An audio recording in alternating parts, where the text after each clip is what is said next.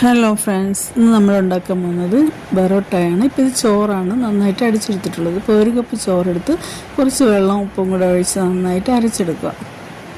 എന്നിട്ട് ആ ഈർപ്പം മാറുന്നത് വരെ മൈദ മിക്സ് ചെയ്യുക. മൈദയോ ഗോതമ്പോ നിങ്ങൾക്ക് ഏത് ഇഷ്ടമോ അത് ഇടാം. എന്നിട്ട് നന്നായിട്ട് കുഴച്ചെടുക്കുക. എന്നിട്ട് നിങ്ങൾ ആവശ്യമനുസരിച്ചുള്ള ഷേപ്പിൽ നൂൽ പൊറോട്ടയോ അല്ലാതെ മടക്കിയോ എങ്ങനെ വേണമെങ്കിലും ചെയ്യാം.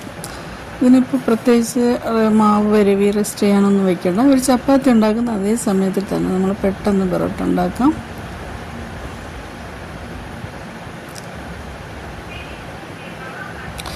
എന്നിട്ട് ഇതുപോലെ ചുടുമ്പോൾ ഇതിൽ കുറച്ച് നെയ്യ് കൂടുതൽ ഒഴിച്ചിട്ടുണ്ട്. വേറെ ഒന്നും ചേർക്കാത്തതുകൊണ്ട് ഇപ്പം നെയ്യോ എണ്ണയോ എന്താണെങ്കിലും നിങ്ങൾ ഇഷ്ടമനുസരിച്ച് ചെയ്യാം. അതിലെ നല്ല നൂല് പൊറോട്ട നല്ല സോഫ്റ്റും നല്ല ടേസ്റ്റും ഈസിയാണ്, ടേസ്റ്റുമാണ്. ഇഷ്ടപ്പെടുന്നവരൊന്ന് ട്രൈ ചെയ്ത് നോക്കൂ.